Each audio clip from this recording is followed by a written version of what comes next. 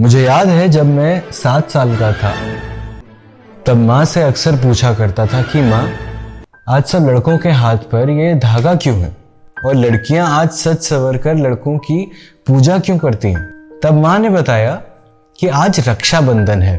आज के दिन बहन भाई के हाथ पर राखी बांधती है और जीवन भर रक्षा करने का वचन लेती है। मैंने भी माँ से कह दिया, माँ मेरे हाथ पर धागा कौन बांधेगा, मेरी तो बहन ही नहीं है। तब से लेकर आज तक 12 साल गुजर गए हैं और भगवान से यही दुआ मांगता आया हूं कि मेरे हाथ पर भी कोई धागा बांधे। मैंने सुना है कि जिनकी बहन नहीं होती तो उनकी मुंह बोली बहन उनके हाथ पर धागा बांधती है। अब मैं तो किसी से मुंह बोलता भी नहीं, तो फिर मेरी मुंह बोली बहन कैसे होगी। पिछले 12 साल से अकेला ही जी रहा हूं। माँ बाबा ने भी साथ छोड़ दिया, या यूं कहूं कि भगवान भी चाहते थे कि मैं अकेला ही इस दुनिया में जीना सीखूं।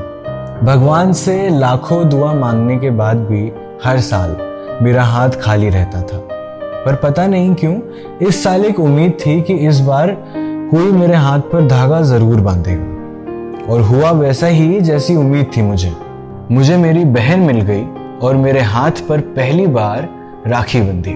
मैं जिस बिल्डिंग में रहता हूँ, मेरे सामने वाले मकान से मुझे कुछ खटर पटर की आवाज़ आई, कुछ सामान गिरने की और साथ में एक चीखने की भी आवाज़ आई। फिर मैं घबराहट में गया और मैंने वहाँ देखा कि एक लड़की गिरी हुई है और आसपास किचन का कुछ सामान गिरा हुआ है।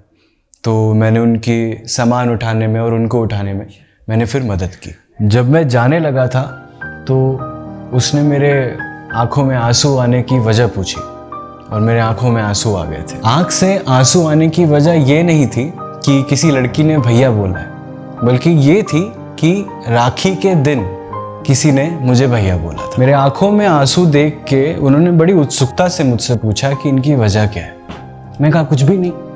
फिर उन्होंने कहा कि आप मुझे अपनी बहन समझ के कुछ भी बता सकते हैं। मैं रह नहीं पाया और मैंने उनको अपनी राखी की पूरी कहानी सुना दी। मेरी कहानी सुनने के बाद वो मेरा हाथ पकड़ी और बोली, भैया आप अंदर चलिए। अंदर ले जाके उन्होंने बैठा दिया और थोड़ी देर बाद एक थाली में कुछ मिठाइयाँ और एक धागा लेकर आई। उन्होंने एक राखी मेरी कलाई पे बांधी और मुझसे कहने लगी कि कौन कहता है कि आपकी बहन नहीं है, और कहा कि इस बहन को कभी मत भूलिएगा। और एक बेहद खूबसूरत बात जो उन्होंने मुझसे कही वो ये थी कि रिश्ता कोई भी हो वो खून से नहीं दिल से होता है।